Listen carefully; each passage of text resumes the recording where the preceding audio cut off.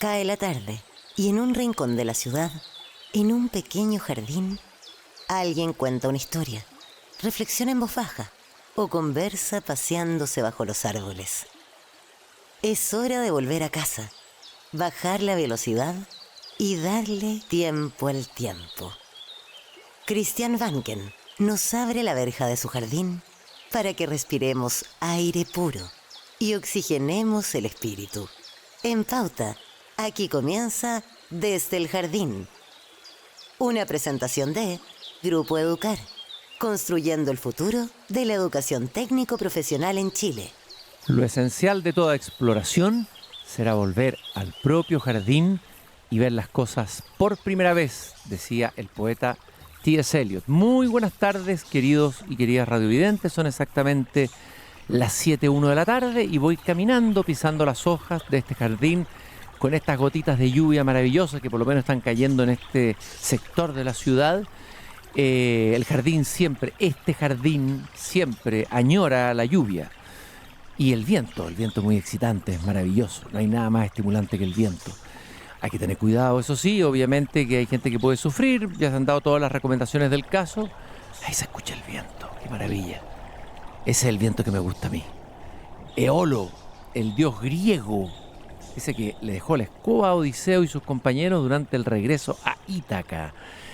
Hoy día es martes 25 de agosto y quiero partir comentando, puesto que vamos a hablar de educación en esta primera parte del programa, como siempre lo hacemos, vamos a cruzar al patio de la escuela, la carta que le envió al presidente del Colegio de Profesores, la ministra Lincoln Hao, la ministra de Ciencia y Tecnología, disculpándose por las declaraciones desafortunadas, claro está, que había hecho sobre los profesores. Ella dice que me expresé mal y entiendo que mis palabras pudieron transmitir una desvalorización de la profesión docente.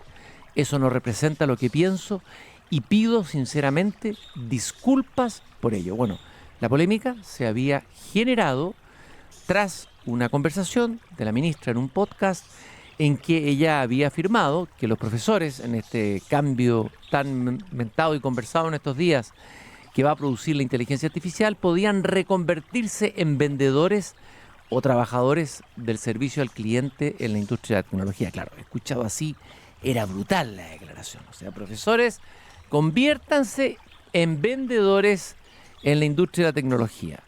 Y al parecer no fue lo que ella quiso decir.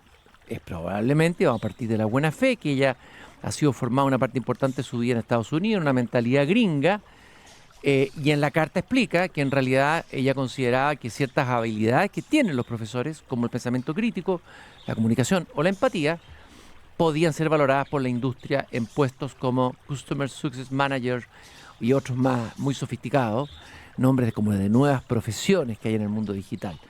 Y ella afirma: mi error fue traducir esos conceptos como servicio al cliente y vendedor sin considerar que en Chile se asocian a funciones distintas. Reiteró las disculpas, creo que en eso ha sido bastante humilde la ministra, hay que reconocerlo. Lincoln Hao claramente se equivocó, tiene que tomar conciencia que ella es ministra, que sus palabras resuenan en todos los profesores de Chile y que por supuesto que esto genera molestia. Ahora, la respuesta del presidente del Colegio de Profesores dice que la ministra lo llamó además a él y que afirmó que le parecía un buen gesto el de la ministra reconocer su error. Y me señaló, dice Aguilar, que hubo una traducción errónea de un concepto. Le hice ver que esto había causado mucho malestar y que los profesores podrán evaluar sus explicaciones y ver si les parecen válidas. Esa última parte yo creo que está de sobra desde mi punto de vista al colega Mario Aguilar. No era necesario, ya bastaba con reconocer el error 2 veces, 3 veces, incluso ella lo llamó. ¿Para qué decir los profesores podrán evaluar sus explicaciones y ver si les parecen válidas? Esa frase final creo que no aporta a un clima de buena relación que debe haber, ojalá, entre el ministro de Ciencia, el ministro de Educación y otros ministros con los profesores de Chile a través del Colegio de Profesores. Y como estamos hablando de profesores, voy a apurarme y voy a cruzar al patio de la escuela. Ahí se escucha ya el sonido de las campanas de esta escuela que está al lado, pegado a mi jardín. Voy caminando hacia allá. El sonido maravilloso de los niños, la energía de los niños. Son las 7:05 de la tarde. Y cada vez que entro en este gran jardín que es la escuela, me encuentro inevitablemente con ella, la gran huertera de este jardín de la educación. ¿Quién es ella? Gabriela Mistral. Muchas de las cosas que hemos menester tienen espera, el niño no. Él está haciendo ahora mismo sus huesos, criando su sangre y ensayando sus sentidos. A él no se le puede responder mañana, él se llama ahora. Él se llama ahora. Hemos insistido muchas veces lo potente que es esta afirmación de Gabriela Mistral. Hay tanta profundidad en esa afirmación, ¿eh? El niño se llama ahora. A él se refiere cuando dice él. Ahora porque, primero que nada, los niños viven en el presente, fundamentalmente. Cuando ve jugando a los niños se da cuenta de lo concentrados que están. Ellos están en el presente. Nosotros los adultos a veces estamos mucho más en el futuro y a veces también en el pasado. Pero ellos viven en el presente. Y al mismo tiempo, lo que hagamos mal ahora va a tener efectos muy importantes en esos niños. No podemos esperar, el niño no puede esperar. No es que la niñez sea infinita, dure para siempre. Por eso todas las decisiones en política educativa son tan importantes de hacerlas a tiempo y no demorarse en asumir los problemas que haya que asumir, aquello que haya que reparar. Justamente por eso es que una vez por semana conversamos con profesores a lo largo de todo Chile, de Arica a Punta Arenas, que estén metidos con las manos en la masa, ahí en la educación misma, no teorizando sobre educación, haciendo educación. Y hoy día vamos a conversar con un profesor del Colegio Alberto Blesgana de la comuna de San Ramón. Él es profesor de educación física y actualmente se desempeña como coordinador de innovación de ese mismo colegio, del Colegio Alberto Blesgana en San Ramón. Tiene además un magíster en alta dirección y gestión de instituciones educativas y ha hecho un camino distinto, poco convencional. Este profesor con el que conversaré aquí en el patio de la escuela, él se llama Fabián Ovalle y comenzó haciendo clases de educación física, pero terminó especializándose en creatividad digital, programación, robótica, fabricación digital e innovación educativa. Y tengo mucho que aprender, así que le vamos a preguntar a este profesor que nos actualice de inmediato. Fabián, un gusto de tenerte aquí en el patio de la escuela, tan cerquita de mi jardín. Hola, muy buenas noches. Muchas gracias, Cristian, y muchas gracias por la invitación de poder estar acá. Así que encantado de estar en este espacio. Primera vez, como comentaba, en la radio, así que me emociona estar acá. Me genera una emoción muy distinta a lo que ha sido poder entrevistarme en otros momentos.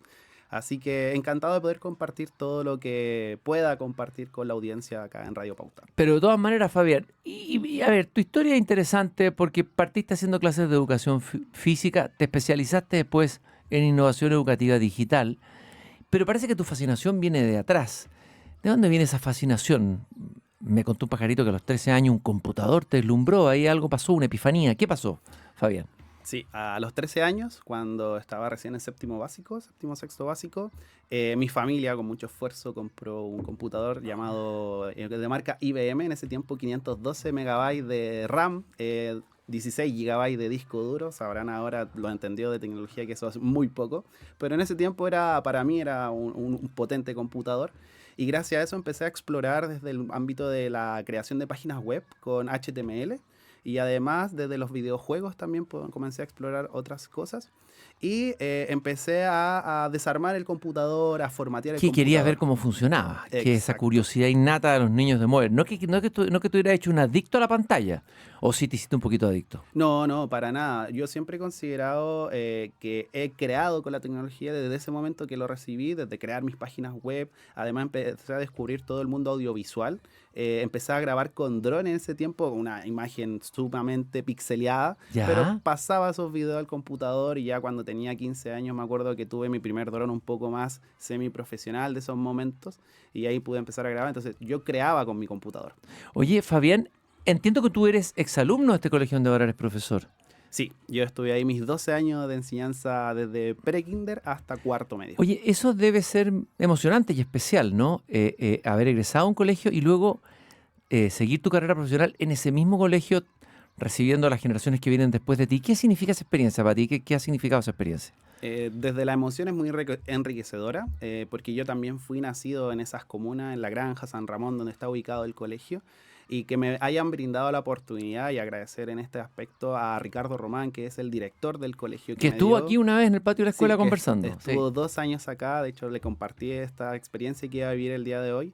Él me dio la oportunidad de poder integrarme y poder dar posibilidades a los estudiantes de esos sectores. Para mí ha sido muy enriquecedor y muy gratificante. Oye, Fabián, ya. Entonces, de pronto ahí hay un cambio, dejaste de hacer educación física y comienzas a hacer clases de informática. Y eso es un cambio grande en tu trayectoria profesional, otro camino. Y te empiezas a meter en programación, robótica, fabricación digital, pero también en nuevas metodologías educativas, ¿no? ¿Qué es lo que te mueve y te interesa? ¿La tecnología en sí misma como tecnología o lo que se puede hacer con esa tecnología en educación con niños y todo? Cuéntanos un poco de eso, el móvil, lo que te moviliza a ti. Desde una mirada muy personal en ese momento, a mí me motivaba la tecnología, me sigue motivando porque me gusta el poder moverme con drones, con programación, con robótica, pero desde una mirada de querer desarrollar aprendizaje a los estudiantes, miro la tecnología desde lo que se puede crear con ella.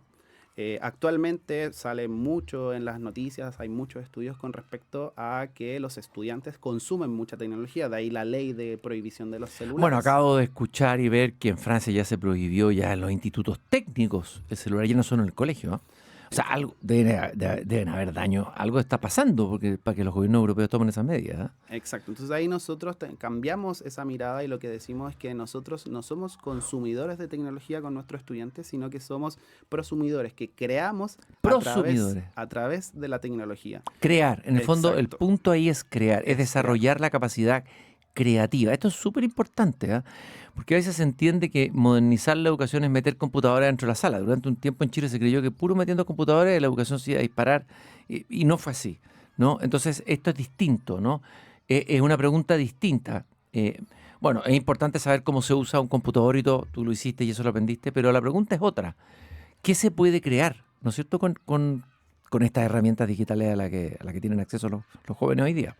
Exacto. En nuestro colegio la tecnología es parte fundamental, pero dentro de nuestro colegio, liderado por Ricardo Domán, dentro de la visión que él tuvo para poder instaurar todo este nuevo paradigma educativo, la tecnología es parte de un gran modelo. Y ese modelo ve al estudiante de una manera integral.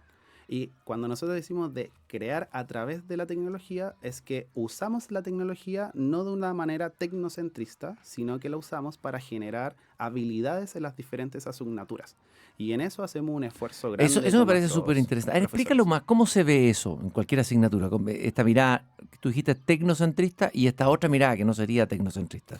Por ejemplo, voy a dar ejemplos más concretos como para que poder orientar.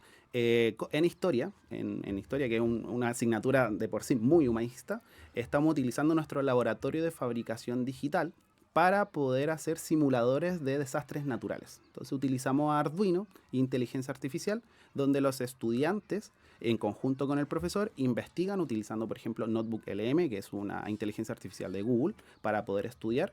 Ven los diferentes videos, papers que les sube el profesor, y con eso van al Fab Lab y diseñan diferentes modelos o simuladores de desastres naturales, como terremotos, tsunamis, tornados, etc. ¿Cómo se ve la diferencia? ¿Qué sucede en una mirada más tú le llamaste tecnocentrista? En tecnocentrista, en cambio, que sería el mal uso de la tecnología. ¿En qué consistiría esa forma? La diferencia radica en el fin.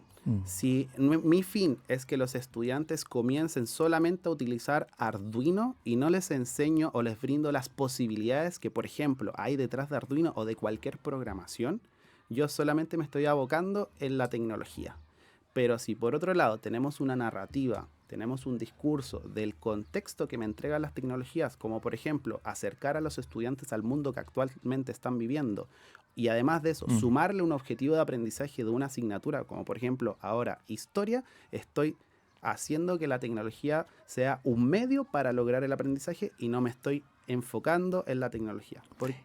Estoy caminando esta tarde en el patio de la escuela con Fabiano Valle, profesor de educación física, pero actualmente coordinador de innovación del Colegio Alberto Blesglana en la comuna de San Ramón. Ahora, me imagino que el impacto de este modelo que ustedes están usando educativo en esa comuna debe ser fuerte. Una comuna, obviamente, que tiene dificultades sociales, que los alumnos vienen a veces de hogares que no tienen capital cultural. ¿Qué significa trabajar con esos alumnos en esa comuna como profesor? Uno, un desafío, un gran desafío. Como tú mencionas, muchas veces no vienen con capital cultural, entonces el capital cultural tenemos que nosotros como colegio brindárselos. Desde ahí, desde la mirada de nuestro director y de todo el equipo de gestión que hay por detrás de esto, es enfocarnos en que nosotros como colegio somos la primera posibilidad de poder surgir de los estudiantes. Y por eso es que nosotros siempre intentamos que el colegio uno sea acogedor y sea un colegio seguro. ¿Ya? Eso es lo primero que queremos hacer con nuestros estudiantes, porque ya el mundo está inseguro, está sumamente violento. Entonces nuestro espacio educativo tiene que ser un espacio acogedor y seguridad para todos nuestros ¿Cómo estudiantes. logran eso? Pues se dice que uno de los problemas más difíciles hoy día es la convivencia escolar, la violencia escolar. Uno ve imágenes en el liceo, etcétera. ¿Cómo se logra? ¿Cuál es la fórmula del éxito de esa? ¿Cuál es la fórmula de éxito, si es que la hay? Complejo la fórmula del éxito. Yo voy a relatar desde mi creencia, desde lo que yo creo que funciona y lo que has visto en tu colegio, y ¿no lo es cierto? que vemos que funciona en el Colegio Alberto Blesglana, es que uno funciona mucho el tema del vínculo con los estudiantes. Y el vínculo no significa solamente saludar con una sonrisa, sino que es que el profesor jefe conozca al estudiante, que los directivos también conozcan a los profesores, que tengamos un trato respetuoso entre todos, que hagamos actividades en los diferentes recreos para fomentar las diferentes habilidades y gustos de nuestros estudiantes y pasiones de nuestros estudiantes. Entonces ahí nosotros hacemos, por ejemplo, lo que se llama los recreos entretenidos, donde los estudiantes están en los recreos jugando voleibol, jugando fútbol, actividades de videojuegos, actividades de jazz dance, etc. Y lo otro que también fomentamos mucho los estudiantes, que tenemos una asignatura que se llama Educación Social y Emocional, donde también vamos desarrollando estas habilidades en los estudiantes y vamos tocando estos temas, además de la asignatura de orientación. Todo eso está mezclado, ligado a este modelo educativo del Colegio Alberto Blesglana. Bueno, en el fondo lo que están siendo es una comunidad real, una comunidad donde las personas tienen nombre y apellido, yo conozco al otro, sé su nombre, lo saludo, le doy tiempo. Javiera Mistral siempre insistía en que en los recreos el profesor también hacía una tarea de darse un tiempo, Sí. que es tan importante como una tarea dentro de la clase, ¿no es cierto? A ver, el proyecto de ustedes se llama Fab Kids, que es tecnología desde prekinder. Uno diría, chuta, tecnología tan temprana, con niños tan chicos, la tecnología puede ser dañina. ¿Cómo se maneja eso? ¿Cuál es la mirada? ¿Cuáles son las medidas precautorias que se pueden tomar para cuidar de que ese temor no ocurra, digamos, el temor de la alienación de los niños o de la adicción desde muy temprana edad a lo digital? Lo primero es que nuestro Fab Kids, creado también en conjunto con Jennifer Pizarro, que es nuestra coordinadora de educación básica en el colegio, nosotros cuando pensamos esto como colegio, no lo miramos desde un ámbito solamente digital, sino que nosotros también lo miramos desde el aprender haciendo del estudiante. Entonces tenemos experiencias donde los estudiantes, por ejemplo, aprenden de circuitos electrónicos, pero con plasticina, algo muy cercano a los estudiantes. Prenden LED y los estudiantes aprenden también con robótica, con un robot que nosotros le llamamos el V-Bot, que es muy fácil de programar. Entonces sacamos desde lo digital la tecnología y hacemos estas diferentes innovaciones dentro del aula de las profesoras de educación de párvulo para poder desarrollar estas habilidades. Y además, cuando utilizamos de aspectos digitales, como por ejemplo OctoStudio, que es una plataforma del Mid Media Lab de programación educativa, lo hacemos en espacios cortos de tiempo, con instrucciones súper breves para los estudiantes, que no superan los máximo 30 minutos de uso de pantalla. Y además eso lo mezclamos con movimientos de los estudiantes dentro del O sea, toman espacio. hartas precauciones. O sea, Exacto. viene bien acolchonado este trabajo que están haciendo ustedes en el Liceo Alberto Blesglana y en la comuna de San Ramón. Ahora, ¿cómo es una sala de clases de Fab Kids? ¿Qué ocurre ahí? ¿Cómo trabajan los alumnos? Bueno, me imagino en grupo, etcétera. Cuéntanos un poquito qué pasa en las clases. Lo primero es que estas actividades, obviamente tenemos un equipo por detrás, hay un equipo de profesores de tecnología diseñando, están las profesoras también de primer ciclo involucradas con esto hasta cuarto básico, Ya. la coordinadora de ciclo, y lo que hacemos es, previamente le mostramos las experiencias a las docentes para que se interioricen con estas tecnologías, porque lo que también buscamos es que los docentes también desarrollen estas habilidades y que ellos después de manera autónoma también puedan hacer un Fab Kit con sus estudiantes. Luego de eso vamos a la sala y hacemos grupos de trabajo con nuestros estudiantes. Entonces tú vas a entrar al Fab Kit y tú vas a ver estudiantes en grupos, en duplas, creando y compartiendo sus aprendizajes. Y luego cuando ya llegamos a un producto final, por ejemplo, un robot caminante, tenemos un robot, nosotros le llamamos robot, pero un dispositivo que se utiliza con material reciclado y que va girando y va dibujando. Entonces ponemos un lienzo blanco y todos los estudiantes ponen sus diferentes prototipos creados y lo que hacen es conectarlos y jugar. Lo que más hacemos es jugar. El juego es un Exacto. elemento fundamental de este Es trabajo con muy la tecnología, ¿no? Homo ludens, como decía Huizinga, ¿no? El juego, jugar con la tecnología. Jugar con la tecnología y es muy importante. Jugar, crear. También hay otra herramienta, bueno, los robots, dijiste tú, Octo Studio. Ahí crean historias, animaciones programadas, vinculadas con las distintas disciplinas, lenguaje, arte, matemática. A ver, ¿qué hacen ahí? Sí, esto es súper importante porque nosotros cuando vamos al Fab Kit, y esto se basa en no ser tecnocentrista, es que las actividades que desarrollamos vinculamos diferentes asignaturas. Por ejemplo, en Octo Studio hacemos que creen historias muy cortas en base al rango etario que tiene cada estudiante y con eso vamos desarrollando la habilidad de la lectoescritura. Con matemática, por ejemplo, con robótica, hacemos que se muevan en el espacio con operaciones básicas súper sencillas, 2 más 2, 4 más 4, etc. Y algo súper importante que me gustaría recalcar, para nosotros es muy importante, nos basamos mucho, les llamamos las 4P de Mitchell Resnick, el CEO de Scratch y es del MIT, Media Lab. Entonces él habla de las 4P. Una de esas es compartir, la otra es la pasión, que la pasión es tomar en cuenta la motivación de los estudiantes. Y el otro es el poder jugar con nuestros estudiantes, entre ellos, entre los estudiantes. Y por último también la P de poder hacer proyectos entre los estudiantes. Y nos basamos mucho en las experiencias de que estas 4 P que le llamamos estén presentes dentro de las experiencias Fab Kids. 4P porque son palabras en inglés. Claro, son en inglés español. y hay que traducirlas después, Sí. habría que traducirlas al castellano. Sabemos que nuestros niños viven rodeados, nacen rodeados de teléfono, bueno, los papás están todo el día en el teléfono, videojuegos, aplicaciones, algoritmos y ahora inteligencia artificial. Exacto. Ya, entonces, ¿cuál va a ser la diferencia de lo que ocurre en una sala de clase? El niño, en el fondo, con las herramientas digitales hoy día es un consumidor de digital, no sé llamarlo digitalidad.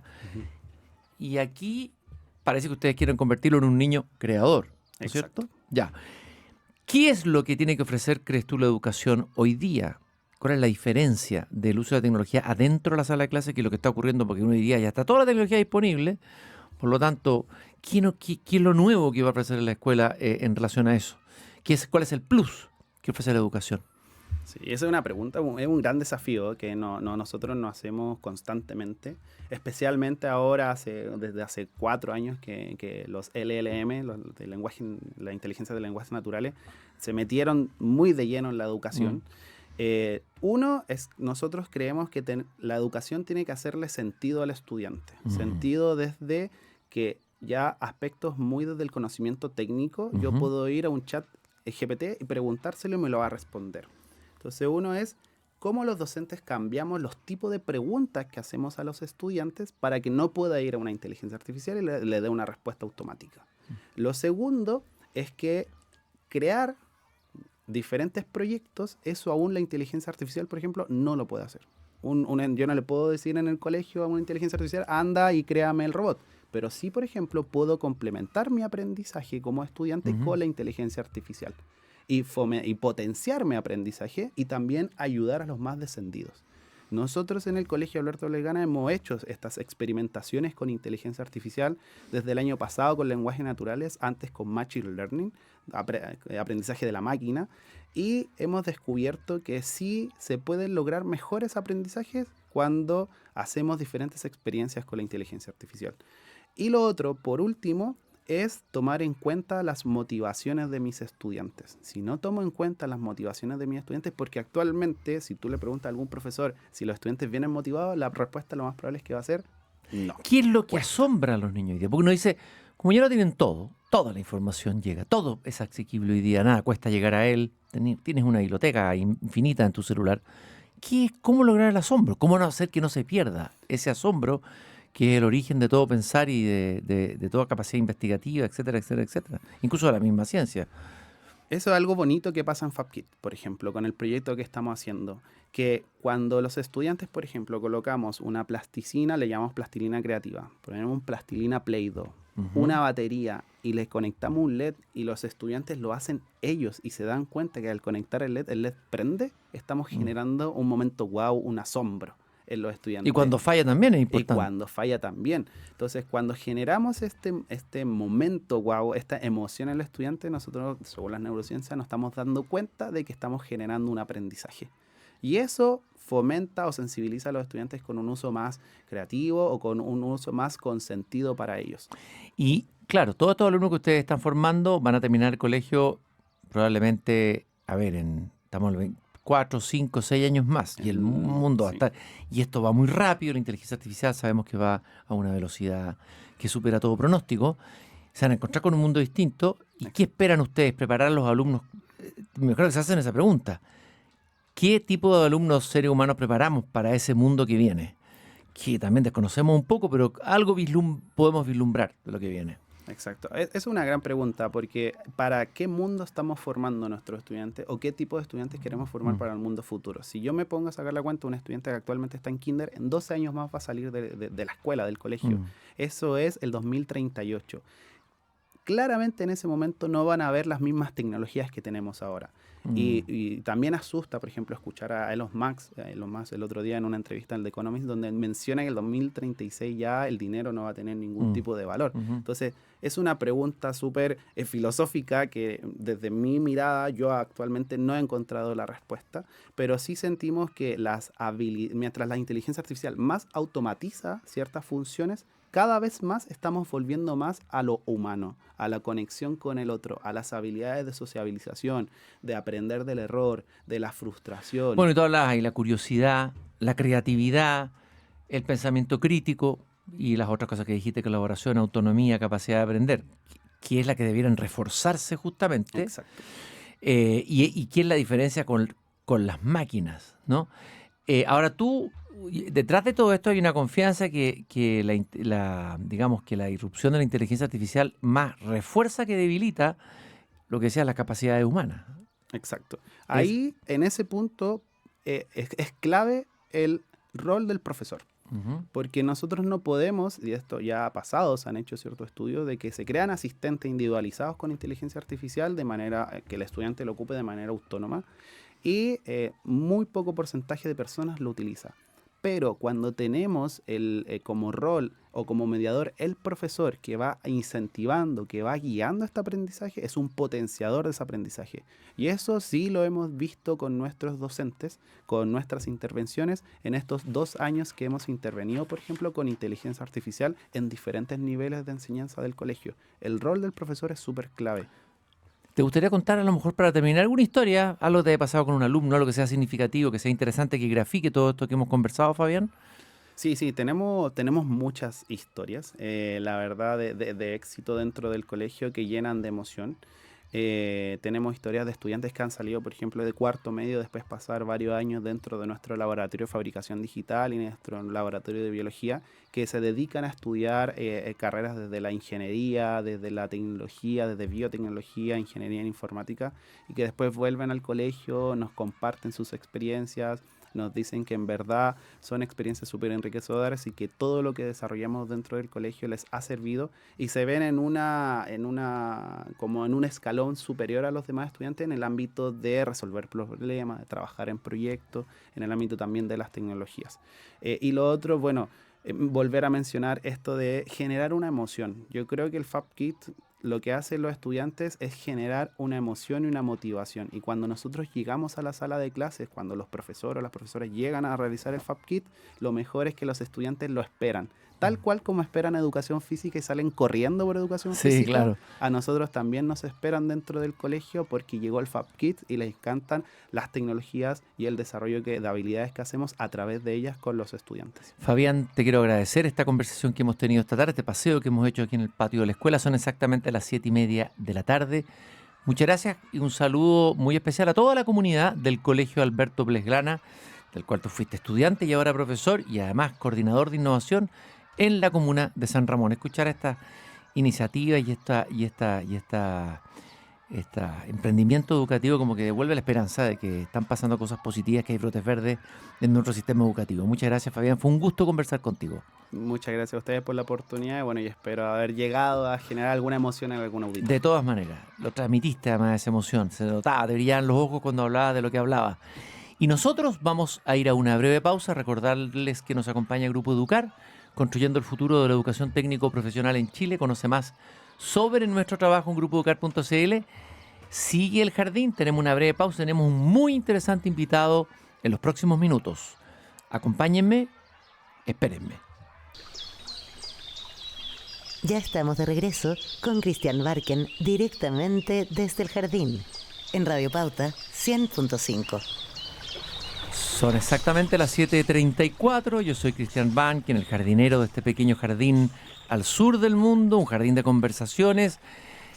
Yo siempre hablo de las caminatas peripatéticas y suena un poquito pretencioso en el jardín. Hoy día sí que corresponde más la caminata peripatética porque quien va a caminar conmigo en este jardín y con ustedes es uno de los filósofos más reconocidos en el ámbito chileno y latinoamericano, profesor titular del Instituto de Filosofía de la Universidad de los Andes, formado en Alemania y con una extensa trayectoria dedicada a la filosofía, en serio, rigurosa, profesional en el buen sentido de la palabra. El pensamiento de Aristóteles, estuvimos en la presentación de su libro hace unos años atrás, ahí en el IES, un magnífico libro sobre Aristóteles, Platón, Kant y Heidegger. Y además de la filosofía griega antigua, el último libro que no he podido leer, pero vamos a leerlo para invitarlo y tener una excusa, porque es muy agradable siempre conversar con él, es Filosofía griega de Hesíodo a los atomistas. Y como un experto en Aristóteles, esto tiene que ser una conversación peripatética. Vamos a hablar de cosas de actualidad, pero también vamos a hablar un poquito de filosofía. Alejandro Vigo, en el jardín. Alejandro, qué gusto de tenerte de nuevo en este espacio. Bueno, el gusto es mío. Tú sabes que siempre es un gusto para mí conversar contigo. Y hemos tenido lindas conversaciones, Alejandro, a través del tiempo. Vamos a partir con la actualidad, la rugosa realidad, como diría Rimbaud, la ríspida realidad. Tú has estado participando en el debate por la decisión del gobierno de modificar los criterios de Becas Chile. Ahí se levantaron muchas voces criticando esa priorización de las áreas consideradas estratégicas sobre supuestamente las humanidades. Hay una fuerte reacción de distintos rectores, famosa la columna ya de Carlos Peña, rector de la UP, decanos, filósofos, académicos, que todos advirtieron sobre el peligro de relegar a las humanidades y las ciencias sociales frente a las disciplinas tecnológicas. Pero interesante porque tu voz introdujo una posición distinta, lo que siempre es sano, porque cuando hay una unanimidad, de repente es un tema donde se empieza a sospechar demasiada unanimidad, ¿no es cierto? Y tu postura fue fundamentalmente, tú me corriges si no eso, es decir, ok, las humanidades son importantes, como no, yo me dedico a eso, he dedicado mi vida a eso, la dedicas a eso, pero cuidado, y este es el punto, en transformar esto en una reacción corporativa. Tal vez debiéramos partir por ahí.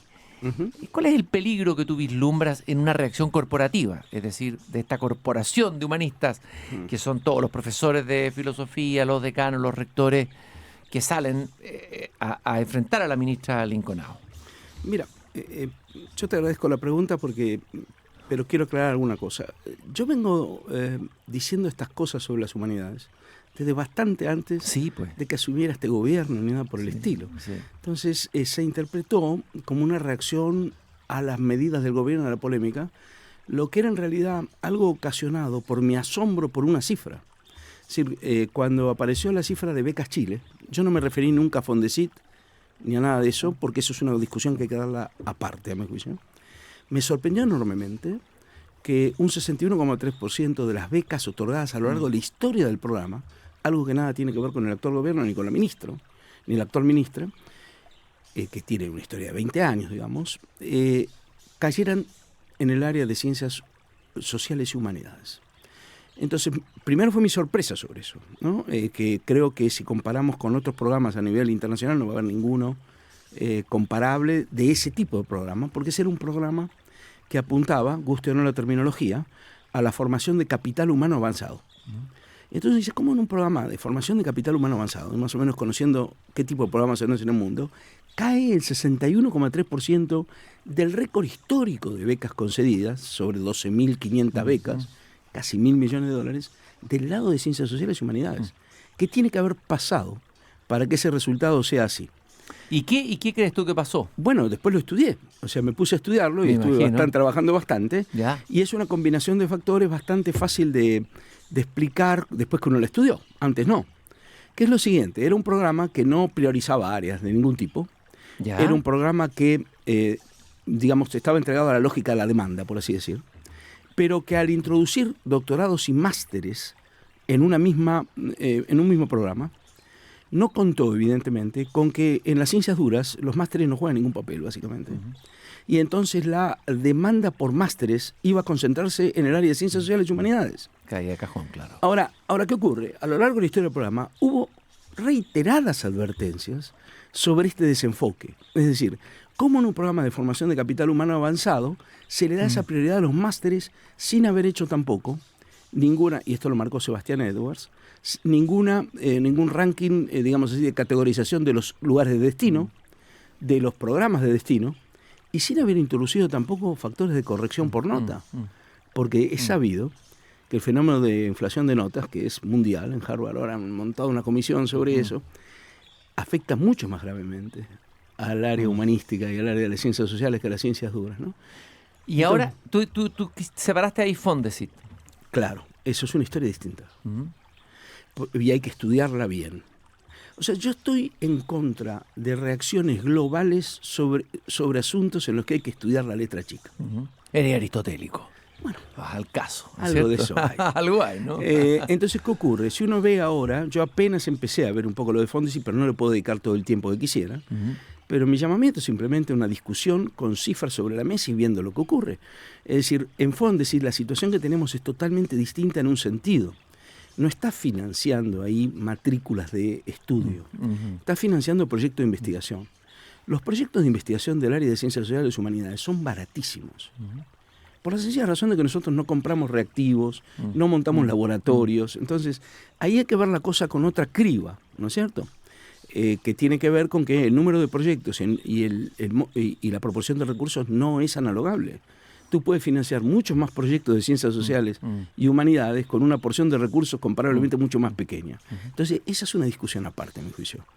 Pero lo que yo veía con cierta desazón es que salgamos a defender en bloque todo, sin tomarnos el trabajo de hacer una distinción de todo lo que hay que distinguir, porque si queremos ser creíbles, no podemos. Bueno, una de las cosas que debieran enseñar la humanidad es hacer buenas distinciones, pero si hacer buenas preguntas y lo que tú dices, que las humanidades, si aspiran a construir el pensamiento crítico, debieran comenzando a aplicar eso primero a sí mismas. Eso bueno, esto me parece algo elemental en general, ¿no? Yo soy partidario de la concepción socrática y platónica de la conciencia crítica, que dice que toda genuina conciencia crítica comienza siempre por el autoexamen, por la autocrítica. Ahora, eso en el caso de disciplinas que además públicamente alegan ser algo así como la conciencia crítica de la sociedad, es doblemente inexcusable. Ahora podríamos adaptar la frase de Sócrates: una vida humanista sin autoexamen es una vida que merece no ser vivida. Exactamente. ¿No es cierto? Exactamente. Esa es la frase socrática en la apología referida a la vida en general. Sí. Ya, tú dices no hay que ceder a la tentación corporativa, eso ya lo has manifestado. Y tú también te metiste por el lado, no sé, y luego derivó y hay otras entrevistas, a hacer una revisión crítica de ciertos hábitos de la misma academia y de las mismas humanidades. Sí, o sea, adviertes sobre la hiperespecialización, estamos hablando de humanidades. Sí. Hablas de las jerigonzas que pueden volver críptico e inaccesible el pensamiento casi a nivel de secta, diría yo. Y me gustaría que nos detuviéramos en ese aspecto y tu mirada de esos problemas que nos encontramos en las humanidades mismas. Claro. Bueno, nuevamente, este es un problema mucho más general que Chile. Esta es una discusión que en la academia norteamericana, etcétera, se está dando hace ya mucho tiempo, ¿no es cierto? Y es una discusión que obviamente impacta también en Chile, pero que tiene que ver con un estado del arte, por así decir, ¿no? Ciertamente en los departamentos de humanidades están sobrerepresentadas ciertas corrientes, ciertas tendencias que desde el punto de vista, digamos así, de una interpretación de lo que tienen para aportar las humanidades en contextos pedagógicos, en contextos docentes, no llevan, digamos así, no tienen, digamos así, una posición tan favorable en el sentido de que tú, por ejemplo, tú no puedes practicar deconstrucción de Platón sin haber enseñado nunca seriamente Platón, ¿no es cierto? No puedes deconstruir algo si no lo conoces. Exactamente. Entonces, el problema que yo tengo aquí no es en la discusión teórica con Derrida, es en el enfoque de cómo hacemos llegar todo esto a nuestro alumnado. No es con Derrida, es con el derridadaísmo. Claro, y sobre todo en sede pedagógica. Sí. Sí. Porque nosotros necesitamos gente que se forme realmente en cosas canónicas que son exigentes, para luego ver por dónde se le pueden buscar las costuras a esas cosas. Tú ahí hablas algo interesante, que es que tú dices que para ser visibles estos llamados saberes inútiles, como dice Nuque Ordine, la utilidad de lo inútil, hay que elevar las exigencias de calidad y rigor. A veces uno tiende a creer, y mucha gente piensa, esas caricaturas en bloque, que los humanistas no son rigurosos, son gallos volados, que hacen algunas afirmaciones, ciertos sociólogos con ciertas vaguedades conceptuales, pero ha habido y hay una tradición humanista de un rigor que quedarían impresionados quienes la estudian de verdad, digamos, o sea, de la gran tradición humanista, por decirlo, la filología, pienso en... Pero totalmente. Mira, aquí se podrían decir muchas cosas, pero estamos en una conversación, ¿no? Sí. Y tiene que ser un ida y vuelta también. Yo te diría lo siguiente, tú piensa el modelo de lo que en inglés se llama las classics, o sea, los estudios clásicos. Eso fue una escuela de interdisciplinariedad ya desde el comienzo del siglo XX. No hubo que invertir la interdisciplinariedad en ese ámbito. Porque ahí, tú ibas a un instituto de filología, yo me crié en Heidelberg, en eso, bueno, el instituto de Klassische Philologie, como se llama en alemán, ¿no? Ahí estaban los arqueólogos, los historiadores, los filósofos, los expertos en literatura griega, el dominio de los instrumentos, por ejemplo, la gramática, ¿no? O sea, la historia de la lengua, todo eso era de una solidez absolutamente... ¿Y qué pasó que se perdió ese rigor? ¿Dónde se perdió y por qué? En las humanidades. Bueno, a ver, yo creo que tenemos un problema más grave que las humanidades, que es que el sistema educativo ha perdido rigor. Y después las humanidades tratan de remediar lo que no se ha hecho ni en la escuela ni nada. Preguntémonos lo siguiente. ¿Cuánto saben de gramática los alumnos que estuvieron 14 años en el sistema escolar? Gramática, lógica. Lógica, matemáticas. Sí. Las cosas que ayudan a disciplinar el pensamiento. En el mejor sentido de disciplinar. Quiere decir, a no dar saltos, a ser coherente, a ver estructuras. Disciplinar en ese sentido, porque si no los Foucaultianos te van a atacar ahí, que vienes a disciplinar. ¿no? Que me ataquen.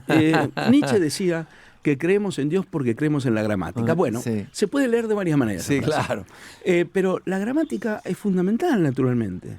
Y todo eso lo hemos desmontado ya en la escuela. Luego viene la universidad a tratar de remediar eso en un momento además donde aparece toda la deconstrucción. Entonces, estaba a punto de decir algo de lo que me voy a arrepentir, pero no podemos pasar de la nada a la deconstrucción.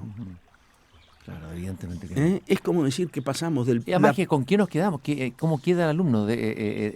Demunido, desprovisto, desamparado. Nada, o sea, no tiene cómo lidiar con nada de eso. Claro. Es decir, yo le puedo contar al alumno no sé qué cosas sobre Platón, la farmacia de Platón de Derrida, que es un texto increíble, además buenísimo, muy discutible. Sí. Pero si nunca leyó el Fedro. Lógico. Si no conoce el Fedro, no podría explicarlo. La pérdida, por ejemplo, de la enseñanza del latín y del griego en la escuela, aquí hubo un debate en Europa, y también en las disciplinas humanistas. No, yo recuerdo que alcanzamos a crear rudimentos de latín en la Católica cuando estudié literatura, pero tuvimos latín 1, latín 2, logramos traducir un pedacito de Catulo, pero esa experiencia de traducir a Catulo de latín es de la experiencia más inolvidable y más importante que yo haya tenido. Muchas otras cosas, vaguedades desaparecieron, pero esas cosas quedaron.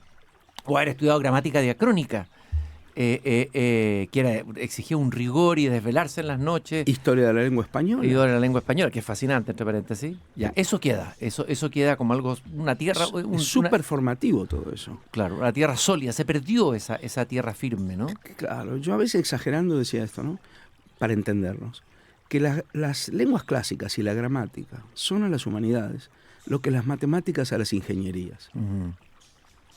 Es decir, si tú desmontas, tú puedes decir, bueno, hoy para qué estudio matemática un ingeniero si se lo hace todo el computador, si hay manera. Bueno, pero es que un ingeniero no tiene la densidad que tiene que tener si él no tiene una cabeza matemática. Desde luego. Entonces tú no puedes ser un humanista connotado si no tienes una cabeza filológico-gramatical.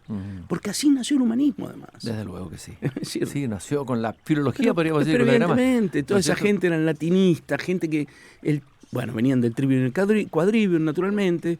Toda esa matriz disciplinar. Aquí hubo maestros notables, bueno, fueron casi héroes algunos, ¿no? Filólogos destacados en algunas universidades, en la Chile, la Católica. Y eso se fue perdiendo, son eslabones que se perdieron. Aquí se perdió más rápido que en Argentina. ¿Se perdió más rápido que en Argentina? Mucho más rápido. A nivel universitario. Claro. No conozco bien la historia, pero aquí se perdió mucho más rápido, pero ahora se recuperó. Chile en este momento tiene posiblemente la mayor masa crítica de gente que hace filosofía grecorromana y literatura grecorromana con nivel técnico en su historia. A ver, esa cifra sí que me sorprende, Alejandro. A ver. Bueno, empieza a hacer nombres, no los voy a hacer aquí en público, de personas de 40 años que todos son lectores del griego, el latín, traductores de Platón, de Séneca, etc. Eso es una maravilla. Y eso es una maravilla. Eso no lo había cuando yo llegué en el 93. ¿Y qué produjo eso? ¿Que es como un regreso de alguna manera? Es la parte buena de la internacionalización de los estudios de doctorado. Claro, lógico. Ya, esa es la parte práctica. Y también hay una nostalgia de un regreso a lo clásico, yo creo. Sí, pero también hubo posibilidades. Porque tú cuando aquí no tenías un profesorado masivo, eso había que ir a estudiarlo afuera, básicamente, porque no tenías dónde estudiarlo. Yo al llegar recién, había algunos profesores de latín, pero eran contados con los dedos de una mano. Cuando yo llegué aquí a Chile en el 93, daba clase optativa de griego para la gente de filosofía. Imagínate, clase optativa. Bueno, aquí hubo algunas personas, una heroína, Giuseppina Gramático. Bueno, la conocí personalmente. Maravillosa, ella hizo un trabajo heroico, de verdad. Sola, sola, en la Metropolitana. Es decir, en el Piedagógico, o sea, fue realmente una heroína. La conocí mucho y formó un núcleo ahí de gente en ese momento. Claro. Que estudiaba en Heráclito, un montón de cosas. Estoy conversando y caminando en esta caminata peripatética, ahora sí puedo decirlo con autoridad, con Alejandro Vigo, por este pequeño jardín al fin del mundo. Son las 7:50. Ya. En el Arte y Letra, en la entrevista que diste, que está muy buena, me sorprendió y me pareció muy interesante de hablar, a pesar de que todos están cacareando sobre lo mismo, pero que hay una mirada distinta, el tema de la inteligencia artificial, que produce en ti más que desprecio, que suele ocurrir en el mundo de la humanidad hoy día, más que desprecio, asombro. Es decir, tú te has ido asombrando, descubriendo lo que algunos programas pueden hacer, las capacidades de estos programas, y afirmas de que esta inteligencia artificial no se reduce a reunir información solamente o realizar tareas mecánicas, y que ha descubierto niveles de interacción con la inteligencia artificial en filosofía altamente especializada que te sorprende. A ver, expláyate en aquello, cuéntanos. Anecdóticamente te diré lo siguiente. Cuando empezó a surgir esto en el umbral de la conciencia pública, digamos, me pedían si podía participar en paneles y yo dije no, porque no sé de qué se trata, o sea, no puedo ir a... Entonces lo que hice fue imponerme una veda, digamos, de silencio de un año, una cosa así. De observar. Para ver qué era eso. Suspender el juicio y observar. Y para en privado familiarizarme con esto. Yo te puedo asegurar, Cristian, y hay personas que lo han visto, que yo he tenido conversaciones con la inteligencia artificial que son sorprendentes absolutamente. Hay gente que lo vio y me dijo, esto hay que publicarlo. No lo hice porque no quiero contribuir a la confusión general. Sí, claro, hay una confusión, ojo. Sí. Pero el nivel de interacción que uno puede llegar con este tipo de dispositivos en áreas súper técnicas de filosofía, yo te diría que tienes que buscar, como aguja en un pajar, las personas con las que podrías hacerlo. Claro. Que a veces no hay interlocutores para eso. Y estamos al comienzo de esto. ¿Ya? Entonces, aquí mi mensaje es socrático. No anticipemos juicios demasiado rápido, sin dejarnos sorprender por lo que está pasando. Porque asombrarse, que era el origen de la filosofía. Esto no lo tenía nadie en agenda hace 2 años. Entonces, rápidamente tener soluciones patentes para una cosa que nadie vio venir y que ahora está presente ahí, pero aún, como diría Heidegger, no desplegó su esencia. Que es lo que... Bueno, y Heidegger invita a pensar la técnica, no a eliminarla, a pensarla. El Heidegger viejo elabora esta idea del pensamiento de la transición. Con esa hermenéutica, los 2 comienzos. Cuando el primer comienzo, que es el comienzo griego, se agota, y el segundo comienzo aún no llega, o está llegando y no desplegó su esencia, solo se puede pensar en la transición y desde la transición. Y eso quiere decir que no tenemos el repertorio categorial adecuado aún para traer al lenguaje y al concepto lo que está ahí. Yo creo que tenemos que tomarnos más tiempo con esto. Yo sé que esto es frenético, que nos pone a todos contra la espada y la pared, digamos así, pero tenemos que tomarnos tiempo. Oye, ¿y te leíste la encíclica del Papa? Sí, la leí. Ya, ¿y cuál es tu opinión de la encíclica? Estuve en el CEP sobre eso y yo fui en un plan socrático también. Obviamente los peligros que marca la encíclica, sobre todo en la parte inicial de la encíclica, que es la que tiene más carácter espiritual, son peligros que cómo no vamos a tener en cuenta, ¿no es cierto? Pero la encíclica tampoco dice que no hay oportunidades aquí, ni nada por el estilo, no demoniza el asunto, ¿no?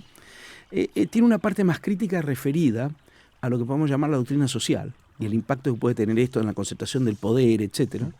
Y eso es algo sobre lo cual también hay que pensar más. Y también a la idea del descarte, de que sea descartada lo que no es, lo que no sirve, claro, la fragilidad humana, claro, rescatar la fragilidad humana, etc. También que yo veo más como más espiritual, ¿no? Porque es decir, si la ideología de la eficiencia significa el descarte de gente, eso no, naturalmente no puede ser. Pero para ti, ¿cuáles serían posibles peligros? Sabiendo que estás en un estado de perplejidad, son posibles peligros, ya vimos las oportunidades. ¿Cuáles serían para ti los peligros que más te preocuparían? Yo veo aquí observar todo tipo de peligro. Ya. Pero hay una palabra griega que es deinon, que es al mismo tiempo lo peligroso y fascinante. Es decir, deinon. Así comienza el primer estásimo de la Antígona. Polata deinon. Muchas son las cosas terribles hay que traducir. No admirables como en inglés, porque ellos no tienen la palabra terrible como nosotros. Es del verbo temer. Esto es deinon. Esto es admirable y fascinante, pero pavoroso al mismo tiempo. ¿No? Entonces, claro que ahí vamos a tener que navegar en un mar muy proceloso en el medio de Sila y Caribdis, naturalmente. Claro. Porque no hay manera de parar esto con voluntarismo. Estar a la altura va a ser dificilísimo. ¿Cómo lograr, por ejemplo, que la brecha... Yo te voy a decir algo que es una paradoja que quizás es provisoria y que en 2 semanas está descartado en 1 año. Yo lo que percibo en este momento es que la gente que más partido le puede sacar a esto es la que no se formó con esto. Alguien que tiene background, sea en matemática, o en filosofía, o lo que sea, encuentra aquí una interacción impresionante. Alguien que le pregunta tonterías, solo le devuelve tonterías. Sí, claro. Es como un espejo, ¿no? Es como un espejo. Es decir, yo en una de las conversaciones con la inteligencia artificial, este era el tema. Le digo, tú me pareces ser como el frontón del tenis, ¿no? Qué buena esa observación. Claro. Y me dijo que sí. Le digo, pero le agregas un poco más de fuerza al tiro. Y me dijo, sí, pero vivo de tu fuerza. Mira, qué respuesta. No, hay conversaciones con Claude que son interesantes. No sé con quién conversa, cuál. Usé las 4. Las 4 ya. Oye, Alejandro, tal vez una cosa positiva, creo que tú lo dijiste, es que por primera vez empieza a estar en riesgo el paper. Paper sobre el paper, el hombre donde estuvo, la humanidad donde estuvieron, que de alguna manera ha desvirtuado todo lo que es el quehacer académico humanista, ¿no es cierto? En gran medida. Ya. Y de alguna manera esto podría, porque la inteligencia artificial puede producir paper a la velocidad de la luz, ¿no es cierto? En 1 minuto, 2 minutos, los trabajos de meses, años, qué sé yo. Esto podría cambiar todo el escenario. ¿Cómo lo ves tú de la producción textual, de la evaluación de qué se evalúa académica? Esto puede producir una revolución más o menos, ¿eh? Mira, ya está ocurriendo. O sea, he hablado con un economista, me decía que en uno de los journals muy importantes de economía es tal el aluvión de papers que llegan todas las semanas que los tienen que evaluar con la inteligencia artificial. O sea, papers no escritos por nadie son evaluados por nadie. Y esto se financia. Va a haber que repensarlo. Va a haber que repensarlo todo. Tal vez esa es la oportunidad de ponerse a pensar y hacerse las preguntas, ¿no es cierto? Y al final de este camino está Platón defendiendo la oralidad. ¿Verdad? Platón defendiendo la oralidad, ¿verdad? Y la crítica a la escritura, ¿ya? Que criticó Derrida. Sí. Wow, es cierto. ¿Vuelta a la oralidad a lo mejor en la filosofía? Si lo que aquí queda afectado y posiblemente eliminado es el escrito como reflejo de competencia y de saber personal. El saber personal no queda eliminado. Solo queda eliminada la interfaz con la que se acreditaba que existía. Exactamente. Oye, Alejandro, interesantísimo. No hablamos de tu último libro, pero eso es la excusa para invitarte de nuevo al jardín.